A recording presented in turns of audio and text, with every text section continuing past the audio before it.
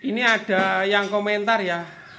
Saya asli Medan Sumatera Utara atau Sumut. Tidak pernah ada di Medan itu murai batu.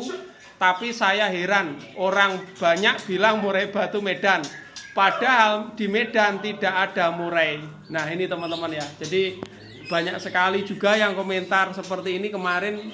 Dulu pernah saya buat konten juga ya teman-teman ya. Jadi kenapa murai batu itu yang di Jawa? Ini sharing saja ya teman-teman ya, sharing saja. Sebelum saya lanjut saya sampaikan selamat sore, assalamualaikum warahmatullahi wabarakatuh. Semoga teman-teman sehat selalu. Jadi jika ada kurangnya nanti teman-teman bisa tambah aja ya. Kebetulan di sini, ini lagi kasih makan burung. Ini sama yang di lantai atas. Alhamdulillah stoknya banyak sekali. Ada jenis Medan, ada jenis Lampung, ada jenis ekor hitam juga atau nias, dan balak dan lain sebagainya, dan silangan-silangan. Nah, balik lagi pada pertanyaan, padahal di Medan sudah nggak ada murai batu Medan, tetapi kenapa di Jawa orang bilang murai batu Medan? Nah, itu ceritanya karena sekitar 10 tahun lebih ya saya jualan murai batu. Memang kalau di Jawa itu terkenal ya Medan, ya Lampung. Itu dikarenakan apa? Yang pertama tempat berangkatnya itu dari Medan, makanya burung Medan.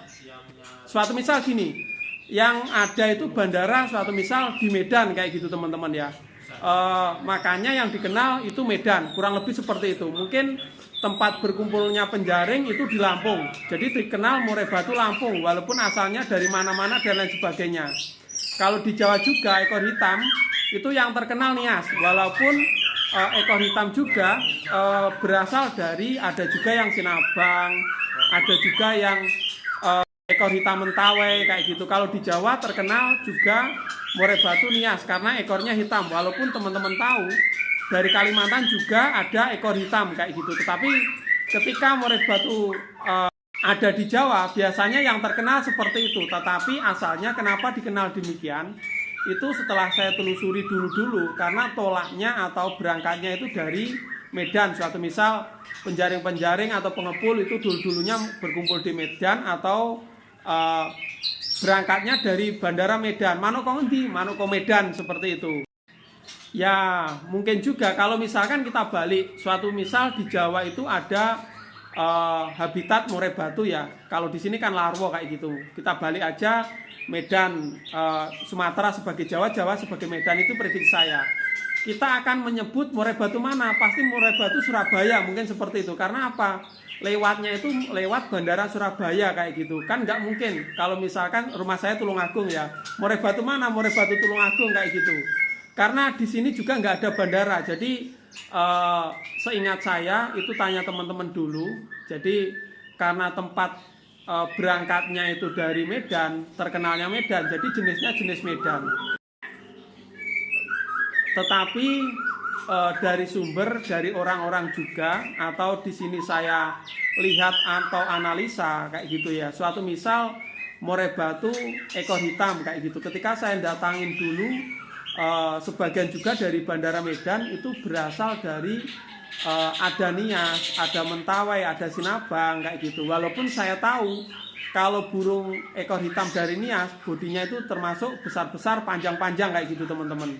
Itu pernah saya datangin juga, dan harganya juga lebih tinggi di atasnya kayak gitu. Dan saya juga pernah datangin dari Sinabang, burungnya yang enggak begitu besar, sedang-sedang, biasanya seperti itu ekornya. Ada yang panjang tapi rata-rata pendek-pendek kayak gitu teman-teman. Jadi ketika datang dari sini, kalau sini rata-rata orang itu wah ini loh nias, padahal saya tahu ini dari Sinabang kayak gitu.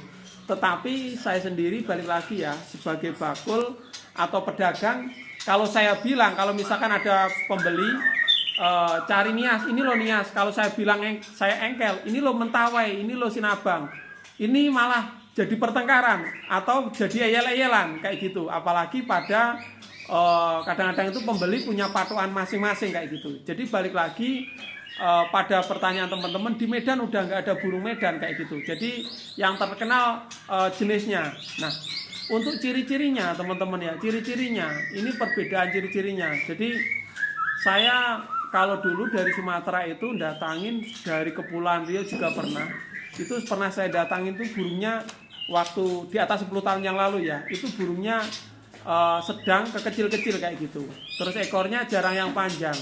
Tetapi kalau dari Medan atau dari Aceh kayak gitu, biasanya burungnya itu variasi, tetapi rata-rata kebanyakan itu ekornya panjang-panjang, walaupun ada yang pendek kayak gitu.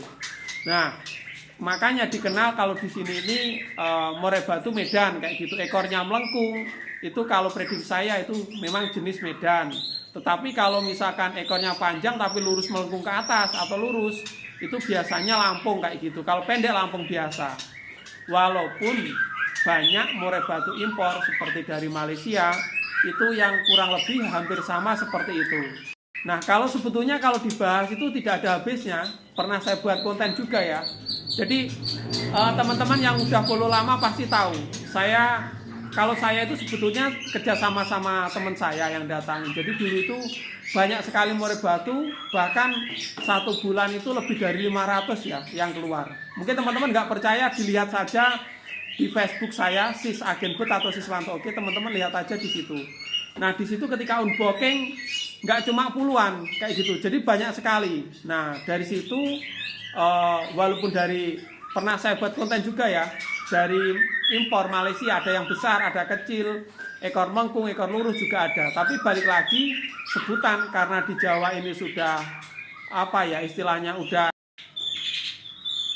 terkenalnya jenis itu ya.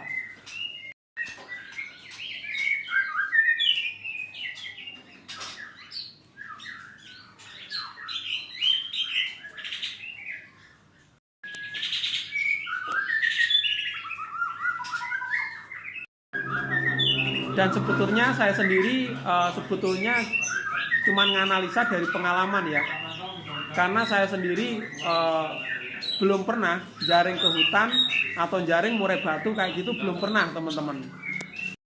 Sama halnya dengan sekarang, jadi cuma nganalisa berdasarkan pengalaman.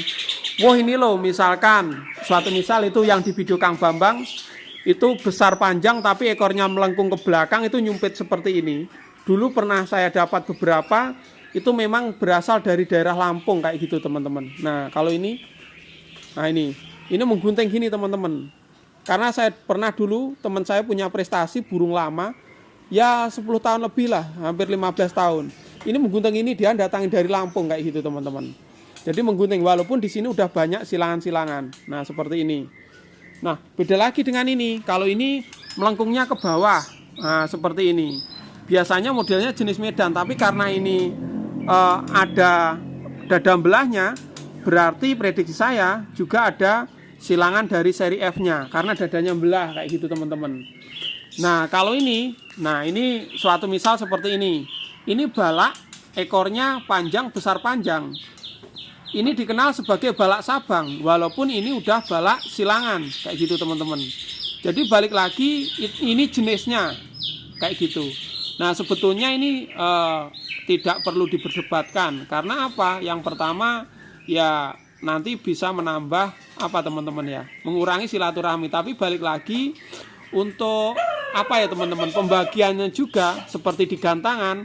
Semua teman-teman tahu kalau seperti ini namanya balak kayak gitu. Ekor hitam Nias, ekor putih biasanya Medan, yang terkenal seperti itu. Nah, balik lagi, kalau saya ditanya bagusan yang mana kayak gitu, semuanya punya kelebihan kekurangannya. Kalau saya sendiri selagi burung tersebut sehat, gacor, isiannya banyak, itu juga termasuk bagus. Nah, dari sini teman-teman bisa mengambil kesimpulan ya. Jadi balik lagi, memang di Medan tidak ada Murai Batu, jadi tidak ada hutan kayak gitu. Tetapi karena berangkatnya dari Medan, makanya yang dikenal dari Medan.